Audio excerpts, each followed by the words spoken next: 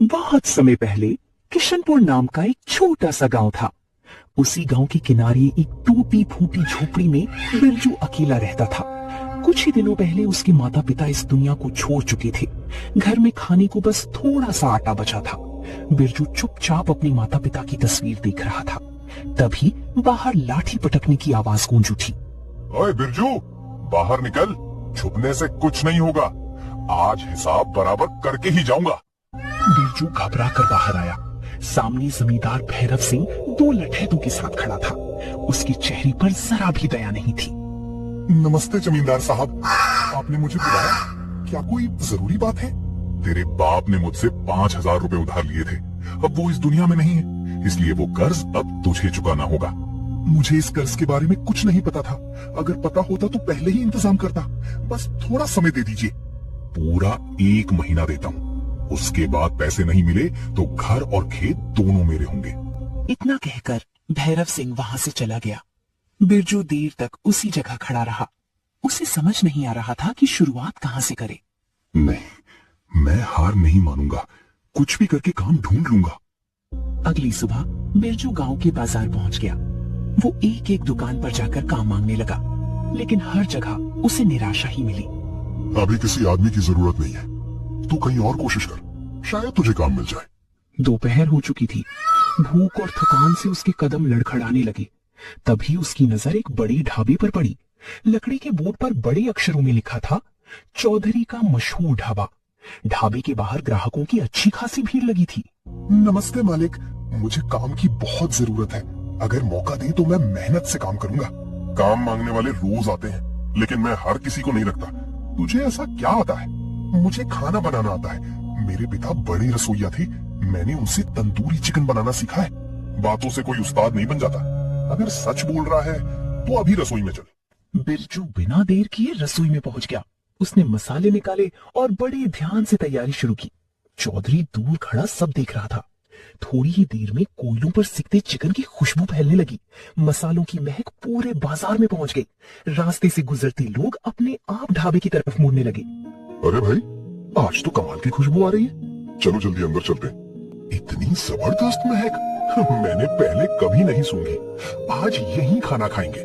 देखते ही देखते ढाबा ग्राहकों से भर गया।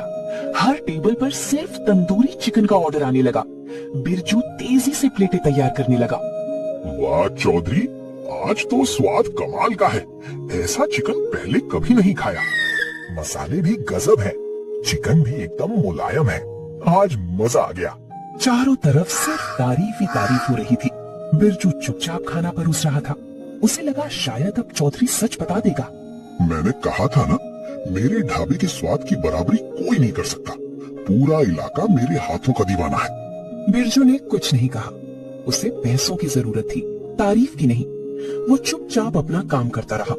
शाम होते होते ढाबे का पूरा तंदूरी चिकन बिक गया। इतनी बिक्री देखकर चौधरी बहुत खुश था, लेकिन उसके मन में एक नया लालच पैदा हो चुका था।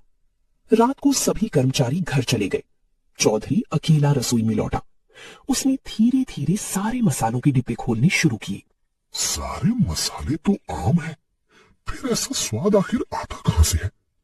लगता है इस लड़के के पास कोई बड़ा राज है। अगली सुबह सूरज निकलने से पहले ही बिरजू ढाबे पर पहुंच गया।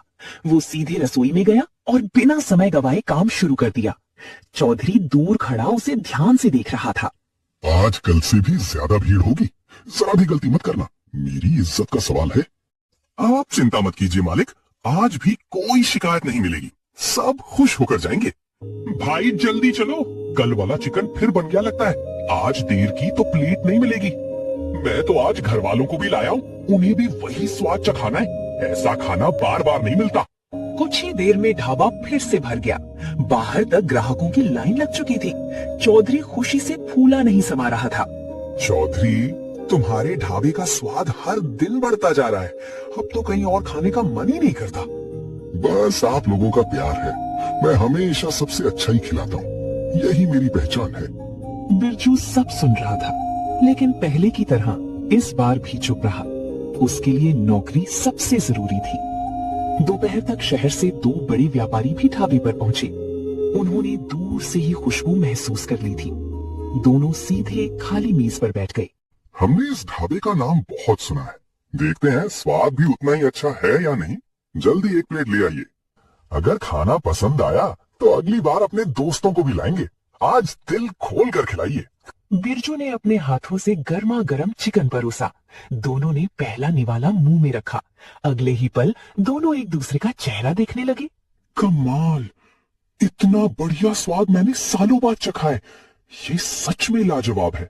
इतना सुनते ही चौधरी का चेहरा उतर गया। उसे डर था कि कहीं बिरजू की तारीफ उसके सामने ना होने लगे। वो तुरंत दोनों व्यापारियों के पास पहुंच गया।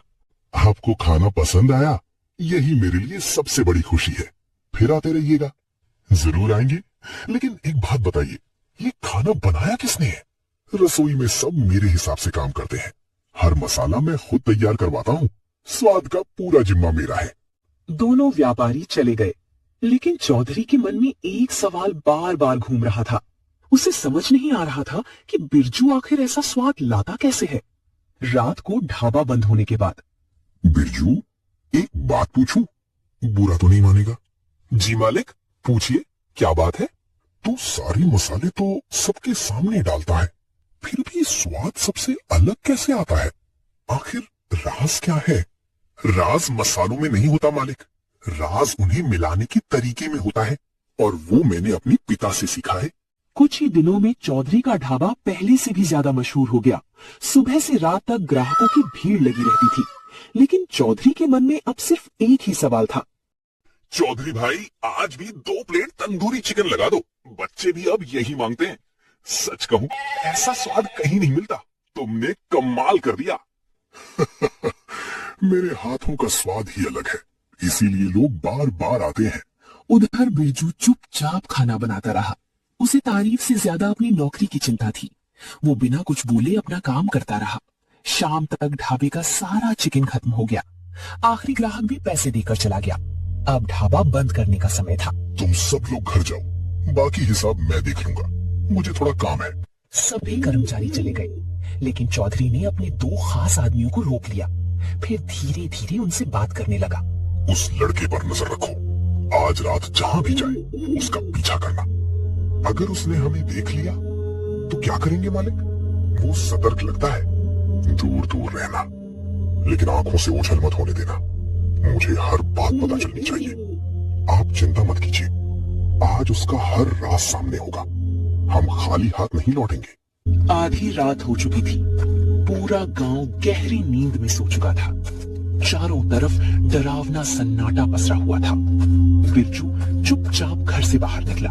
उसके हाथ में एक छोटी सी लालटेन थी। वो बिना पीछे देखे जंगल की ओर बढ़ने लगा।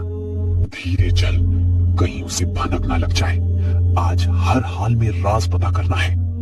दोनों झाड़ियों के पीछे छिपकर उसका पीछा करने लगे। अचानक बिरजू एकदम रुक गया। उसने धीरे धीरे पीछे मुड़कर देखा। हिलना मत, सांस भी धीरे लेना, वरना सारी मेहनत बेकार हो जाएगी।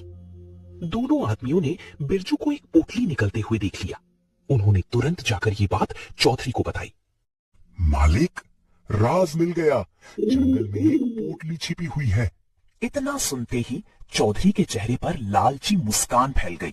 उसे यकीन हो गया कि अब बिरजू का खेल खत्म हो जाएगा। वो मन ही मन अपनी अगली चाल सोचने लगा। पिछली रात चौधरी जंगल से वो रहस्यमयी पोटली चुरा लाया था। उसे पूरा भरोसा था कि अब बिरजू का हुनर उसका बन जाएगा। आज सुबह उसके चेहरे पर अजीब सी मुस्कान थी।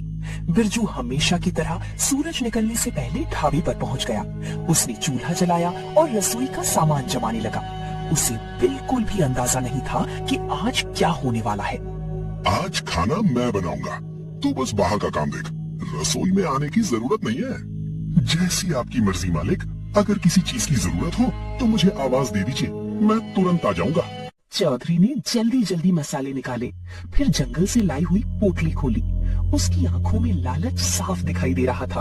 अब देखता हूँ तेरा जादू कैसे चलता है। आज से नाम सिर्फ मेरा होगा। उसने पोटली के सारे मसाले चिकन में मिला दिए, फिर वैसी ही रेसिपी बनाने की कोशिश की जैसी बिरजू बनाता था, लेकिन खुशबू पहले जैसी नहीं आई। ये कैसे हो सकता है? मैंने सब कुछ वैसा ही किया, फिर भी बात नहीं बन रही। इतने में पहले ग्राहक ढाबे पर आ पहुंचे। सब बड़े उत्साह से खाना आने का इंतजार करने लगे। चौधरी ने मुस्कुराते हुए प्लेटें परोस दी। वाह चौधरी, आज तो बड़ी जल्दी खाना मिल गया। चलो देखते हैं आज स्वाद कैसा है। ग्राहकों ने पहला निवाला मुंह में रखा। कुछ पल तक सब एक दूसरे का चेहरा देखते रहे। फिर धीरे धीरे उनकी मुस्कान गायब हो गई। चौधरी, आज स्वाद बदल गया। कल जैसी बात बिल्कुल नहीं है। कुछ तो कमी जरूर है। खुशबू भी फीकी लग रही है। मसाले भी पहले जैसे नहीं है। आज मजा नहीं आया। ग्राहकों की बातें सुनकर चौधरी के चेहरे का रंग उड़ गया। उसे पहली बार एहसास हुआ कि उसने बड़ी गलती कर दी, लेकिन उसका घमंड अभी भी कम नहीं हुआ। आज तबीयत ठीक नहीं थी, इसलिए थोड़ा फर्क आ गया। कल सब पहले जैसा मिलेगा। ग्राहक पैसे देकर चले गए, लेकिन जाते जाते भी वही बातें करते रहे। चौधरी अंदर ही अंदर जलने लगा। जैसे ही ढाबा खाली हुआ, उसने गुस्से में पूरी पोटली जमीन पर पटक दी। सारे मसाले चारों तरफ बिखर गए। नकली राज, नकली पोटली, उस लड़के ने मुझे बेवकूफ बना दिया। उसी समय उसकी नजर बिरजू पर पड़ी। वो चुपचाप बर्तन साफ कर रहा था। चौधरी का गुस्सा और बढ़ गया। हे बिरजू, इधर आ, मुझे तुझसे जरूरी बात करनी है। जी मालिक, क्या कोई काम है? मैं अभी कर देता हूँ। आज से तेरी नौकरी खत्म। अब मुझे तेरी जरूरत नहीं। ये ले अपने पैसे और निकल जा। मालिक, अचानक ऐसा क्यों? अगर मुझसे गलती हुई है तो एक मौका और दे दीजिए। मुझे किसी की जरूरत नहीं। अब मैं खुद सब बना लूंगा। तू यहाँ एक पल भी नहीं रुकेगा। चौधरी ने बिरजू के हाथ में कुछ पैसे रख दिए। बिरजू ने गिनकर देखा तो रकम आधी थी। उसका दिल बैठ गया। मालिक, ये तो पूरे पैसे नहीं है। मुझे जमींदार का कर्ज चुकाना है। कृपया मेरे बाकी पैसे दे दीजिए। बाकी पैसे भूल जा। तेरा खाना पीना सब काट लिया। अब जितना मिला है उतना लेकर दफा हो जा। ठीक है मालिक, भगवान सब देख रहा है। एक दिन सच जरूर सामने आएगा। ढाबे से निकाले जाने के बाद बिरजू भारी कदमों से अपने घर पहुंचा। उसके पास सिर्फ आधे पैसे बचे थे। उसे समझ नहीं आ रहा था कि अब क्या करे। तभी जमींदार अपने लठैतों के साथ वहां आ पहुंचा। उसके चेहरे पर पहले से ज्यादा घमंड था। बिरजू उसे देखकर घबरा गया। ले आया मेरे पूरे पैसे। आज आखिरी दिन है। अब कोई बहाना नहीं चलेगा। जल्दी जवाब दे। साहब, मेरे पास सिर्फ 3000 रुपए हैं। बाकी पैसे जल्द दे दूंगा। बस थोड़ा समय दे दीजिए। मुझे तेरी मजबूरी नहीं सुननी। वादा पूरा नहीं हुआ। अब ये घर और खेत मेरे हुए। बिरजू हाथ जोड़कर विनती करता रहा, लेकिन किसी का दिल नहीं पसीजा। साहब, ऐसा मत कीजिए। यही मेरे माँ बाप की आखिरी निशानी है। मैं कहाँ जाऊंगा? मुझ पर दया कीजिए। दया की बात मत कर। कर्ज लिया था तो लौटाना भी सीख। अब यहाँ से चला जा, वरना घसीट कर निकलवाऊंगा। बिरजू अपनी छोटी सी गठरी उठाकर गांव से बाहर निकल गया। उसकी आंखों में आंसू थे, लेकिन दिल में अभी भी उम्मीद बाकी थी। चलते चलते वो जंगल के पास पहुंचा। वहीं एक बूढ़ा काका लकड़ियां इकट्ठी कर रहे थे। उन्होंने बिरजू को उदास बैठे देखा। बेटा, इतनी छोटी उम्र में इतना दुख क्यों? आंखों में आंसू अच्छे नहीं लगते। मुझे सब सच सच बता। काका, सब कुछ खत्म हो गया। घर भी चला गया और नौकरी भी। अब मेरा कोई सहारा नहीं बचा। जिसके हाथ में हुनर हो उसे दुनिया कभी हरा नहीं सकती। हिम्मत मत हार बेटा, समय जरूर बदलेगा। लेकिन काका, मेरे पास कुछ भी नहीं बचा। मैं नई शुरुआत कैसे करूंगा? मुझे कुछ समझ नहीं आ रहा। तेरे पास सबसे बड़ी दौलत है, तेरे हाथों का स्वाद। बाकी सब मैं सोच चुका हूँ। काका बिरजू को जंगल के किनारे ले गए। वहां से नदी का रास्ता गुजरता था। दिन भर लोग उसी रास्ते से आते जाते थे। यही ठेला लगा। जो भी यहाँ से गुजरेगा, तेरे खाने की खुशबू उसे रोक लेगी। बस मेहनत करता रहे। क्या यहाँ सच में लोग आएंगे? ये जगह तो बिल्कुल सुनसान है।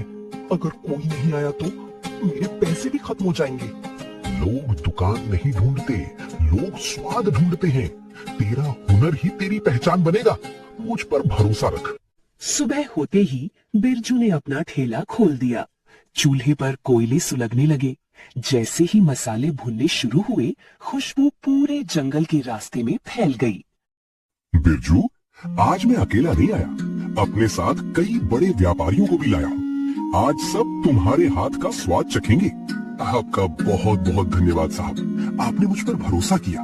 मैं कोशिश करूंगा कि कोई भी निराश न लौटे। आप सब बैठिए, मैं अभी खाना लाता हूँ।